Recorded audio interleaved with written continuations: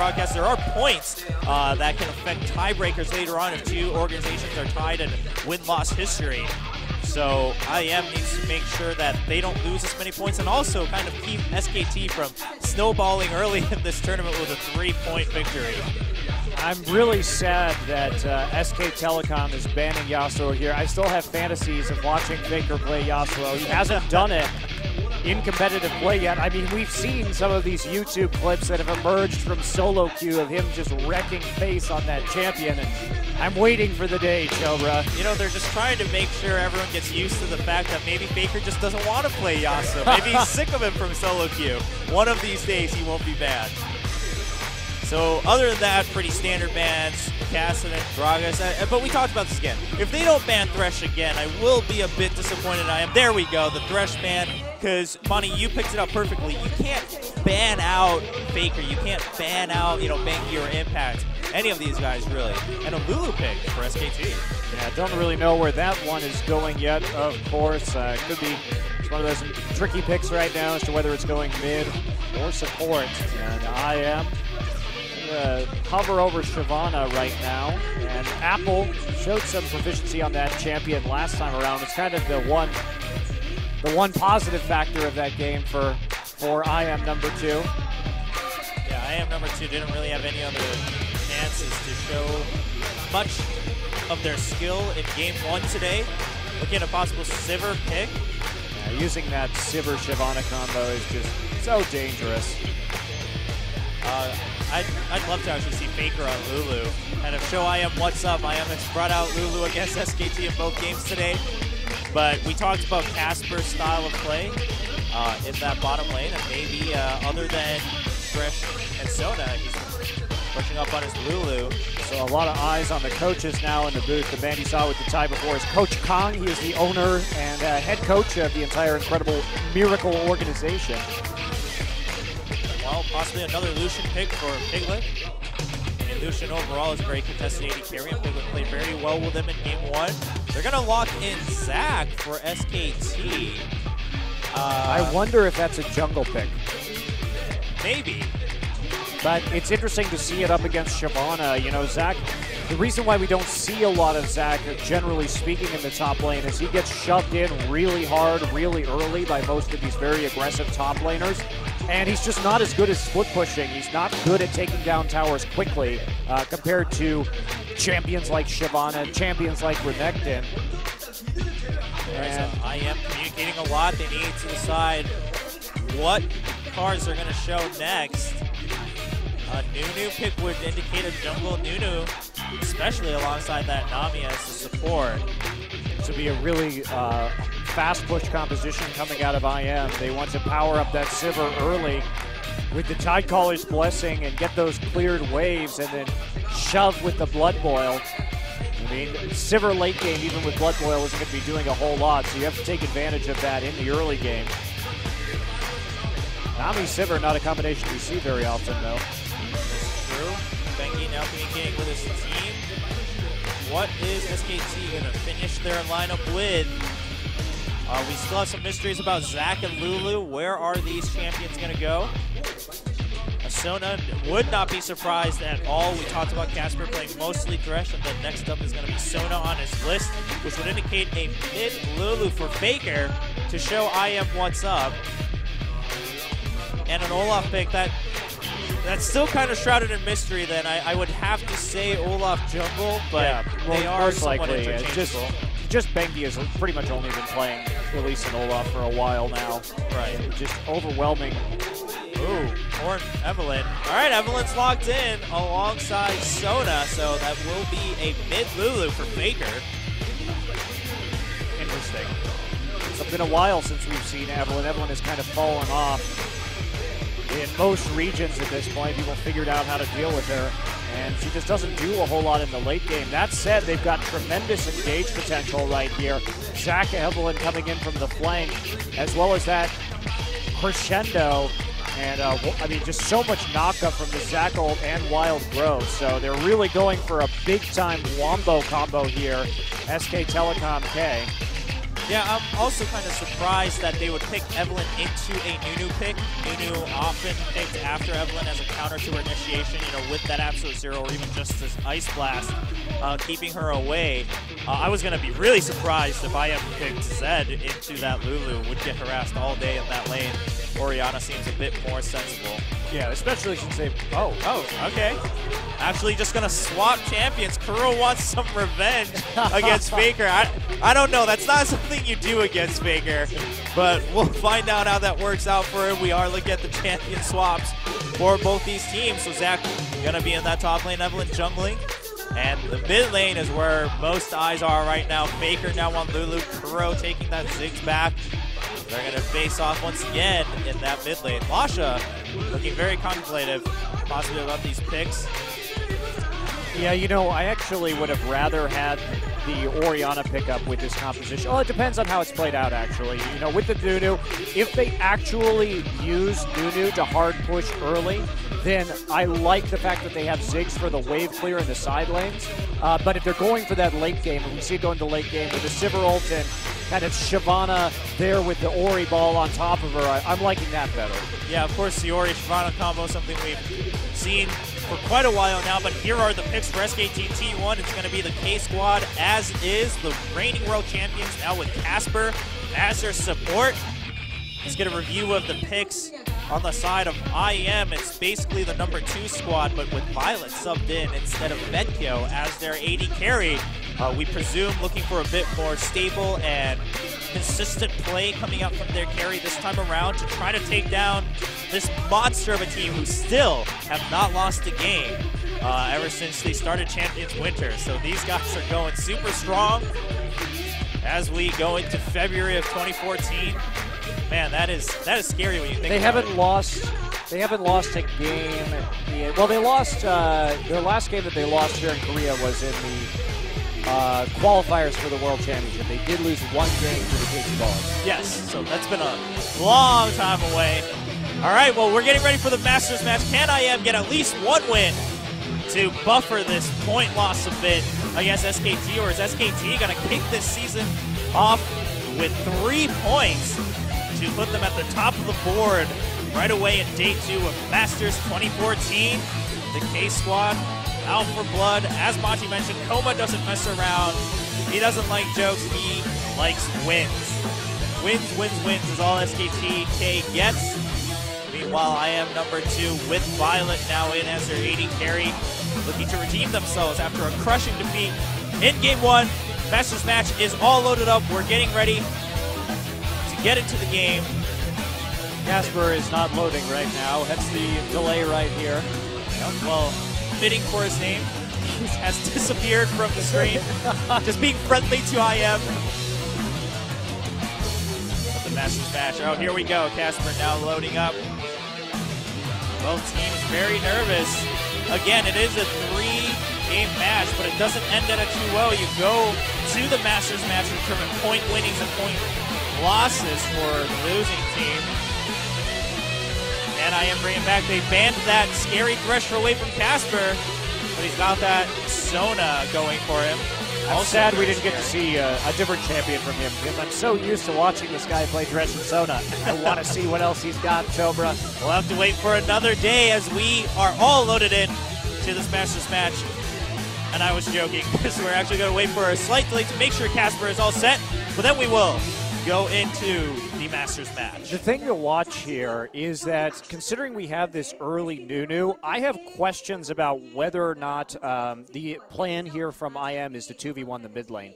Just because if you pick the Ziggs as well, and you're on red side and you give him the blue buff early, there's a chance that he could just 1v2 in bot as with the Ziggs wave clear, and then you try and get an advantage on Faker in the mid lane. That's a possibility right now. Not sure if they're going to go for that, but it definitely could be on the books. Yeah, it could be, but I don't know. If I were Kuro, not that it's sensible, but I'd want revenge against Faker. I don't recommend it. Sweet revenge. It is something, and Kuro is a very ambitious mid laner, and when he shines, he makes the most powerful plays on champions like Lux even, and Syndra, of course, is kind of trademark champion alongside EasyHoon, also a Syndra player. So we'll see what he brings out in this game. Casper still checking on his computer to make sure that they don't have to pause again later in the game. You know, Chobra, my handle's Monte Cristo. Usually I'm the one who wants revenge. Who starts thinking about revenge first, but not this time. Now I'm thinking about winning. There you go. Monte Cristo has learned his lesson about being more sensible in life and going for the wins, not necessarily the revenge. But in the case of SKT T1, they just get everything they want, so it's okay. Yeah. You know, Coma knows what's up. He knows how to really live life. Just get all the wins. All the millions of dollars. All the millions of dollars. Man, but, you know, we joke about this, and it's been a while. When you think about it, it really is a dream team that he formed. And someone like Faker, sure, he's improved, but that level of play doesn't come from just training. He's kind of born with that, I have to say. Yep. Yeah, I don't think anyone can dispute that. You look at how he plays, and it's not something you can practice. It's not something the coaches can always tell him. Obviously, they recommend picks for him, I'm sure, but I mean, like Riven, you know, it was him. He just played Riven as solo queue. I was like, actually, this is kind of fun, Coma. I want to play him. Coma was like, all right, I trust you. Makes sense. Well, I mean, when he was playing solo queue in North America, he won something. He was like 22-1 on Riven. So at that point, if you're a coach and watching you play, you'd be like, oh, you just win all of the games. Okay, I guess you can play Riven. So now he's gonna bring out that Lulu to show IM how to do this, and this is his first professional game on mid Lulu as well. So just debuting all the champions today. Man, Faker, what do you not do? I mean, if you look at the champions that he's played professionally, I think he's probably in the range. He's played about 80 professional games at this point, and he's played approximately 25 different champions in 80 professional games. So that's a pretty insane champion pool for such a small amount of games. And by the way, you know, right now they've played 85 professional games, SK Telecom K, and they are currently, well, after their last match they've played 86, so they are now 69-17 for an over 80% lifetime win rate. And their lifetime KDA before the last match, it's gone up now, was 5.2 as a team. Right. In 80 plus games. Yeah, that's in 86 games. And they've, you know, they're the reigning champions of worlds, reigning champions of champions 2 times in a row. These guys are crazy. But if you look at esports, it's just like insanely hard. It's almost unheard of to have an over 80% win rate. Yeah, that's a crazy record to have. We'll see if they can keep it up as we go into this Masters match. The game is ready. Casper's computer all set and prepared to go. Let's find out. SKT T1K versus IM with their number 2 squad and Violet as the AD carry. Now heading into this one, I mean, this is a little bit of a wacky composition fielded by K. You do have great initiation, strong ganking potential early on right here. I've got a lot of shields as well. You know, that Lulu shield can do a lot, especially when combined onto an Evelyn. So Evelyn can actually build a quite glass cannon here in this game. Kuro, and see how well he does with his bouncing bombs this game. Faker hit a lot of them last time. Kuro's already at a lower percentage than Faker was in game 1. Faker laughing it off. Oh, there we go. But Faker should be okay with this because it's just actually draining mana away from Kuro before the minions even get here. Lasha actually starting Dorn's ring here. That's a bit curious. I mean, what he does with that. So we're not going to see any kind of early buff swapping. I'm sad, Chobra. He's also going for that mana potion, so I think it indicates just a lot of pushing coming out from IM. They want to use all their skills to push that out. And Sivir the perfect pick for that. Yeah, I think they're trying something else after getting so brutally shoved in the first game. They really want to make sure they maintain wave control. And Apple, they found a pink ward early. That is not good. Yeah, Kuro can't help stop that. Pink ward goes down. Ooh, that's a lot of gold lost right there. Yep, I mean, of course it is new, so it's not going to be detrimental to how he plays the game up for now, but it's just gold lost down the drain before anything happens. We are going to see a top, well, bottom swap. The reason why, oh yeah, that's a little bit interesting. You know, they did put the pink ward there because they knew that lane was going to be a little bit exposed. So I am definitely going for this fast push right now. If we look at the jungle pathing already of Reignover, he's going to be going for level 3 and then joining top lane in lane for a 3v1 immediately. So, you know, this is a great way to play against Evelynn too because it controls Evelynn's presence. And why we saw a lot less Evelynn was because she's really not very good when she has to be in lane in 2v1 lane swap. And the only thing she's good at is surprising people early game with, you know, her invisible presence in the laning phase. And this is just a good way to stop that immediately. So item number 2, I have to say, I like this strategy. They've got that fast push going on. Nunu should be tapping, walking his way up there shortly, and using that blood boil just to get as fast a turret as can be. Yep. Apple, of course, stayed with Nunu throughout the Wolves. He's not going up there, actually. No, he's actually possibly going to go back down. Meanwhile, mid, Kuro has been missing a lot of these bouncing bombs, and Faker actually finding windows to get some damage into Kuro. And there's the slow from the Glitter Lance. They do get the satchel charge out for Kuro. One more hit. Oh, there's the barrier. Kuro does survive for now, but both summoners blown and a trip back to base. Yeah, so ward going up right there. Bengi help protected, but you know, with these 4.1 changes, this tower push isn't going to be as fast as before, and Reignover actually opting just to kind of full clear right now. Bouncing between White and Wolves. Now here's the dive in bot lane. Oh, Apple's in a lot of trouble. Has to use the summoner and still going to go down. First blood goes to Casper. 2 champions very low. Can Reignover get an Ice Blast? No, he just has to use it on Piglet to get away, and he's actually in a bit of danger himself. Second pink ward going to go down already. Oh no, they're not actually sticking around to take it out. Bengi. There we go. I have to say, I think that he was scared of Reignover, but being very low could be dangerous because if Ice Blast and Blood Boil will allow him to stick to him, he would have certainly died if Reignover got up there. So that's actually a smart decision by Bengi. And the fact that he knows the pink ward is there means that, you know, he's just not going to walk through that brush and whatever. So not a big deal. However, I have to say that Reignover's jungle decision making this game has not been very good. He allowed a 3-man dive to happen and didn't really put that much pressure on that turret. And in fact, because of the 4.1 changes and the additional pressure of Evelynn on the bot lane, they have actually gotten that tower lower, Lucian and Sona that is. So Reignover, this is just... Yeah, it's not looking too good. I think he should have just gone level 3 up to that top lane and helped push. Would have made sense. Would have made sense. Right. Kuro went back immediately after again because he couldn't really buy much the first time as he was forced out of lane. Comes back in with a Null Magic Mantle and boots. And Faker, meanwhile, has gone back and gotten himself a Doran's Reign to pad some of those stats to help with the laning phase a bit more. Yeah, there we go. Taking some early control here over that side of the jungle. They want to make sure they know exactly where Reignover is. 3 wards already going up from Casper. They've got total vision. He's not going to be able to sneak into that lane whatsoever without anybody seeing, and they're trying to make sure their sages can be pushed up. Oh, the flash and the Glitter Lance onto Kuro, but a bit too close to tower, so Bengi actually just going to stay back. Isn't even spotted and just decides to go back on his merry way. Just a little bit of trading here. Evelynn looking to come in from behind right here onto this duel lane. Impact setting up for the slingshot. He does get the hit onto Lasho. There's the exhaust, but a lot of damage already onto Lasho. The Ignite ticking down, just a couple more hits. There we go, the kill to Bengi. And now SKT up 2 kills. Is Violet going to get away? No, he's actually going to go down. Barriers blown. Impact, not enough damage. He did get enough damage onto Bengi to force him out. Good play from Violet. Well, but the thing is that Impact can just sit here and shove his wave right now.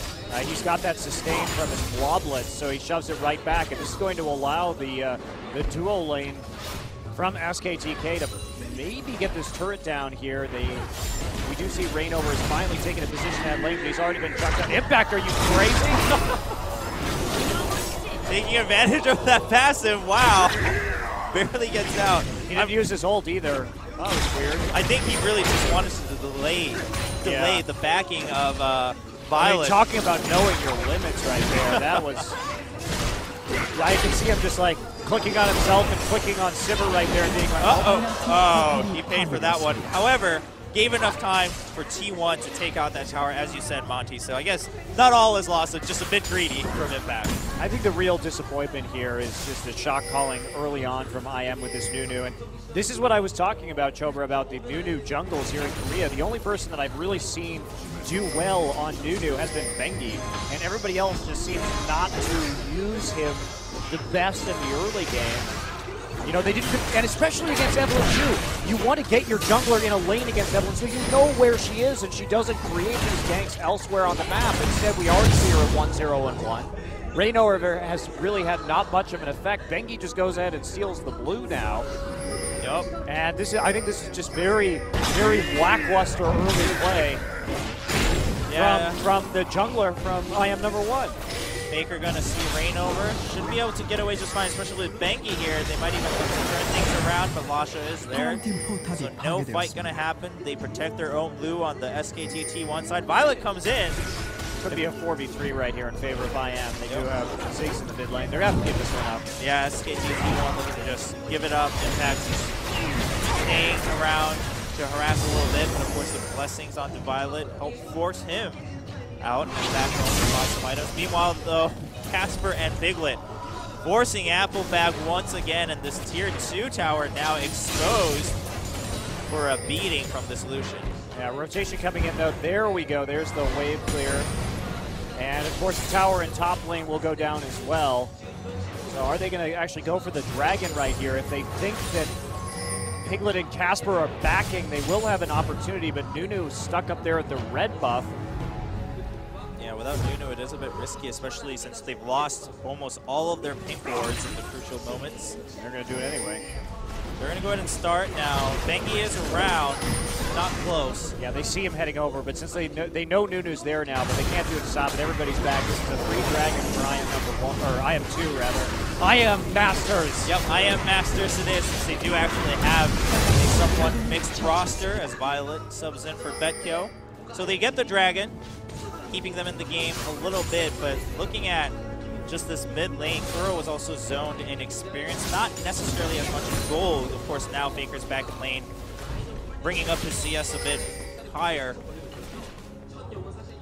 So that Ziggs Lulu matchup not really going in favor of Kuro. Apple just doing a little bit of wraith farming right there. Impact has done a good job of freezing this lane very close to the turret. You know, part of that blue was, getting that blue was the fact that they couldn't break a lane freeze going in. The Violet and Lasha, so instead they allow the freeze to occur very deep in the territory. Now, a couple pink wards will make Apple feel okay about farming here. Apple also has gone for that next combo, so he doesn't really have much else. Of course, it's going to help against Zach and possibly Evelyn if she shows up, but without health items, he's still pretty squishy in that top lane. Bengi unseen for now. We do have Rain over in the area. Casper's going down very low. No crescendo. Spell Shield is down against Violet though, so Bengi should be able to come in with a nice ultimate. Gets slowed by the Ice Blast, and this is where Nunu shines against that combo. Piglet still gets the first kill, and now the crescendo comes in with the level up. Violet gets caught. Bengi helps pick up that kill for Casper, and Piglet comes back in after Nicole for a double kill. That was a beautiful flank by Casper and Bengi right there to just great positioning in that 3v3, and Rainover got a little bit over aggressive right there with the flash ultimate, not knowing that Evelyn was going to show up for the counter gank. Very nicely done. Lasha just gets targeted down immediately as well. I can't wait to see that one again. Kuro. Oh, the barrier is going to save him, but he needs to go back home. Even if Rainover shows up, this is pretty risky. Yep. You don't mess with an AP Lulu with that long-range glitter lane. And apparently a double buff Lucian now showing up in mid lane. That's never healthy. They're going to clear out some. Nope. Piglet is standing in a brush with a pink ward in it. Kuro just trying to sustain with these consumables. He knows his teammates are coming in for backup, but so is T1's bottom lane. Look at that damage onto Nunu. Even the basic attacks with picks doing a lot of damage, of course, when you go this route. Interesting that Bengi is still going that Spirit of the Elder Lizard. I mean, it doesn't really work with a lot of the abilities from Evelyn anymore. Squash putting down some wards, and Casper going to clear him out with the first lens of the game. Impact vastly ahead in CS now because of that lane freeze. You can see how much that has done for the top laner from SKT. Yeah, and Apple just actually getting into a fight with Impact. Nice positioning by Impact to be dragged along by Apple as he goes for that escape. Gets the slow onto Apple. Here comes Faker for the kill. Nice setup. Casper just warding his way all the way up there. Not needed, however. Piglet going to head back down into that bottom lane. So good ward coverage over the blue side jungle from SK Telecom of their opponent. And we do see Violet using that classic Korean Simmer build. They love to go. Uh-oh, Violet gonna get caught. Bengi comes in with a surprise ultimate, trying to chase through. There is the on the hunt from Ivan Violet. Oh, the tidal wave trying to save Violet, but one hit too late. As Rainover uses Absolute Zero to help try to take this, but gets the blue buff stolen with a Glitter Lance from Faker. T1K on another steamroll right now as they just powered through this Masters match. Well, Rainover didn't have his smite up right there for that blue buff, so he didn't even really have much of an option in order to hand it off. Got a little Kuro as well. And you can see, oh, look at that. Blade of the Ruined King onto Bengi right now. Yeah. What's up with that? I just noticed that. So he's going... Or Cutlass, rather. Well, yeah, the build he will be going to Blade. I mean, he wants to split push by himself is what that means. He wants to surprise somebody and continue to kill Violet over and over and over again. And Violet, you know, a lot of these Korean Sibbers, they like to get the early damage power spike from the pickaxe. Let's take a look at this one again. Just mistiming of skills on the IM side of things. They had to make sure they had perfect damage combined because Faker is really just hitting hard with Glitter Lance right now. And Glitter Lance has good base damage. That's just the problem there. He doesn't have that many AP items just yet. Bengi looking for a flank on Kuro with no mana. Wild Growth knocks him up to secure the kill. And Bengi actually loses no health in that dive as he had double shields on himself. Well, I mean, double shields with the Blade of the Ruined King is going to be quite potent on him. He's already 3-0-4. He knows how far ahead he is right now, so he can afford to get some of these damage items. Yeah, of course the colors. Oh, he's actually got to keep chasing through. Ignores the slow with his W to keep up with Nunu. And another kill, 4-0-4, while Lucia takes down another tower. This is turning into a massacre, Monty. Yeah, Impact has done just such a good job of farming up that top lane as well. He continues to just grow an even bigger lead in a matchup. He really has no business doing so. But that mistake on not pushing the wave up allowed that freeze to occur, and then SK Telecom, after having that freeze, just tailored their play around that. And unfortunately, IM not really reacting at all. Now, they could have chosen to do something else with Shyvana, but instead they had her try and farm up close to the tier 2, and kind of got zoned out, a little bit scared down there. And they could have made a 5-man play somewhere else on the map with 5-man pressure. Not really in the cards, though. Bengi has just been finding someone out of position every time and creating picks pretty masterfully here on this jungle Evelyn. He's got a lot of money right now as well. Taking a look. A hybrid penetration coming in. Yeah, so coming in with a plan for this. And of course the Cutlass also allows for an extra slow after that Agony's Embrace. So pretty good on the side of T1S. They will take the next dragon. Of course, the first one taken by IM. That was the one silver lining IM had, but it's been equalized now with the second dragon going to T1. There's no silver lining when you play against SK Telecom. I'm sorry. I like to be hopeful, but it is 10-0 with 2 towers down in that bottom lane, and T1K, they're feeling just fine, keeping things as is. Look at this harass coming in against Kuro. Half health with just one combo. Yeah, Sheen is pretty brutal as a second item. You combine that. Oh, Rainover, you've been caught way out of position. Piglet knocks forward to get that kill. He does need to flash, still alive. The ultimate comes in with the Inferno Bomb from Kuro to pick up that kill. Piglet went a little bit crazy there. He was sick of taking towers down, wanted some kills. Well, I mean, he's already 4-1-2 as well, so he's not doing too shabby. Bengi now continuing his split pushing right here. So wandering back and forth through the jungle. Now, this is another one of those situations where I feel like Benki... Oh, Casper getting caught there, putting a lot of skills down for that, but just to flash out, and that's it. Maybe a bit too invested in that single kill.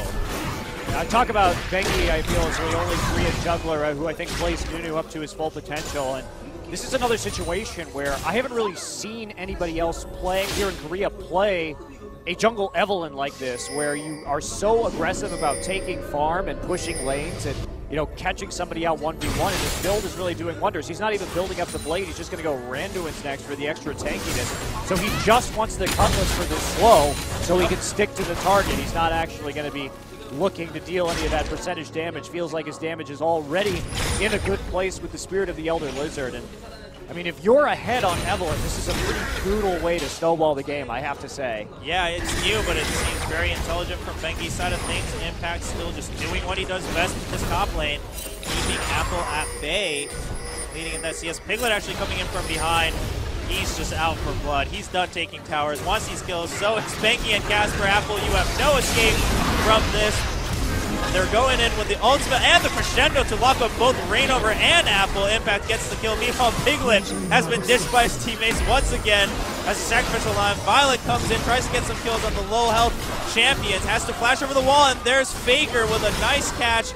Doesn't finish the kill though. Kuro has taken out Casper. He now goes back to finish off the kill. Wild growth instantly during that slingshot. A little bit too early, but Faker's still able to pick it up with another glitter lance. I mean, they're just so far ahead at this point that they can commit these sloppy plays and still manage to pick up the actual kills right here. The reason why they went for that rotation is Apple, if we look at him, he only had at the time the cloak and a Kindle gem, so he had no armor. So of course this fed Lucian was going to be able to just absolutely annihilate him with physical damage. The positioning for the dive a little bit poor from SK Telecom, and IM Masters, you know, getting up there in time to actually do something with this. And yeah, T1K all committed to this double, leaving Piglet alone under that tower, and then he gets caught by Lasha and Kuro. So good call on that part for IM. Yeah, Violet just has good positioning right here to hit multiple people with Boomerang Blade and Ricochet. Faker coming in and takes him a little bit to finish off Violet right here. You can see his Glitter Lance comes back up and he kills her because he's already got Pick stuck to the Sivir right there. Oh, and then the wild growth across the wall, so just good awareness from Faker too. But that's not surprising at all, it's Faker. It's old news. He's going for no deaths in the games tonight, I suppose. He's 3-0-2 this game. Randuin's already finished on Benki. What a monster, 5-0-7. Man, that is just a beautiful score for a jungle Evelynn. He's just continuing to run amok right here as well through the jungle. And yep, now the pressure coming into the tier 2 turrets, one of them already down to that bot lane. Saw how aggressively Piglet and Casper were able to get that tower down early. Benki waiting for his opportunity. He's looking for any overextension at all right now. He's just the ultimate pick machine. 4 towers to 1, 15 kills to 3. T1K looking to dominate once again. So this Korean Sivir build, I've almost had a chance to talk about it, but going the... Oh, actually, you're going to be stopped once again as another team fight breaks out. Reignover taking way too much damage. Same with Kuro. They both have to leave the fight immediately. Apple now caught out. He most likely is... No, he's actually going to get saved with that bubble coming in from Lasha, so he doesn't have to use his ultimate to escape. And Impact now joining. But it's okay that it came later as IM is a bit low. They don't want to stick around this tower too long, especially with a Zac primed for a tower dive. Yeah, they've got the pink ward there right as well, so Benki may be able to come in from a flank. He does get spotted right there.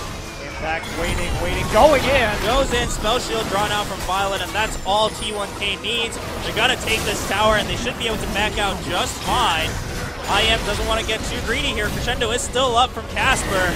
There's enough initiation still there. Wild Growth goes in, and Casper looking for a good Crescendo, but gets blocked out by Apple. Good play. The rest of IM still getting shoveled in up to this inhibitor tower. Faker just going absolutely huge with another kill onto Kuro, Benki, and Impact now chasing down the remaining bottom lane of IM, while Apple is found by Piglet. Piglet flashing forward. All he wants is a kill, Apple. Just give it to the poor man. Well, I mean, he's not going to do it. He's He's just going to go away with burnout. Dodges the W, and this will be a chase to the very end. Meanwhile, Impact is having fun in the enemy base. Lasha going to get killed once again by Faker. What champion does Faker not delete the enemy supports in? Piglet's still on. Piglet just doesn't want to cry after a win again, okay? He just wants another kill to pad his KDA. Impact finally going to get his passive popped. He hasn't had his passive popped yet. Should be able to live through that. Meanwhile, Piglet's just going to find a pink ward at best and give up on this chase.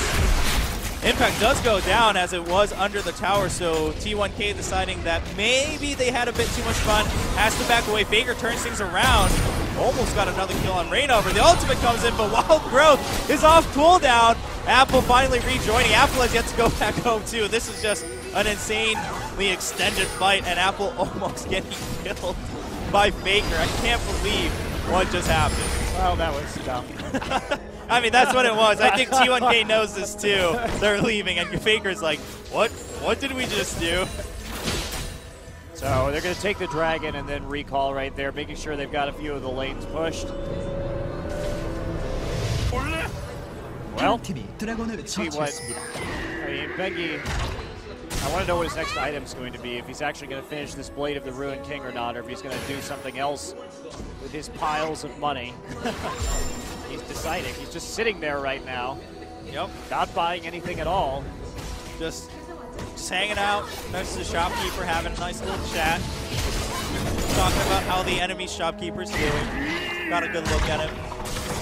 Impact not afraid of anything right now, just slingshots into. He was waiting to finish his blade. There we go. Very, very strange jungle Evelyn build, but it proved very effective. Now it's a battle between Bengi and Faker to see who's the last one to get one death on the team of T1K as they start Baron. Now I am looking to contest this. They do have Nunu, the King of Steels, but this Baron is dying super fast with that Blade of the Ruined King on top of the Spirit of the Elder Lizard. Apple goes in to disrupt the Baron for now. That's going to stop it entirely. And Impact going to disrupt the rest of IM while Faker gets a quick kill onto the Shyvana. Wild Growth onto Rainover. Rainover has been absolutely isolated. Impact flashes over to force another flash from Violet. He goes for the slingshot, doesn't get the hit, but Violet gets slowed once again. There's the minefield, but he's going to go down to the Sunfire ticks and the red buff. Now Lasha going to be slowed by Casper. Nice early slow, allowing for Impact to catch up. Another kill, this time going to Casper. A good slingshot. Impact just on point, and the crescendo for finally a kill for Piglet. He spent a long time looking for that one. Apple somehow alive after all of that, and this will be the end of the game though. Don't need that Baron, just going to go ahead and finish right now. Applet just respawned as he got so early, and there's the Nexus, and a 3-0 victory for the SKT T1 team. Yeah. Both squads winning today. Faker didn't die today. Yep, Faker didn't die today. Things Faker does. Plays a series of Masters, doesn't die, and he plays a flawless series on 2 champions he had never played before in the professional scene. There is a reason this guy is considered the best. Absolutely. Casper also showing us that at least there is good reason why he's famous for his aggression. So now, like you said, Monty, we still wait to see how well he does on other champions, but perhaps if his teammates keep drawing out other bans, he doesn't need to. That's very fair, and you know, Sona not played very much these days, generally speaking. She's a bit better actually due to the Dorn Shield meta than she was before, because her big problem was before you could get this fast Dorn Shield on support, you get Thresh Hooked and you were just dead. Yeah. So if you're running defensive masteries, if you're running this Dorn Shield, she's actually pretty solid in lane, but we don't see a whole lot of her.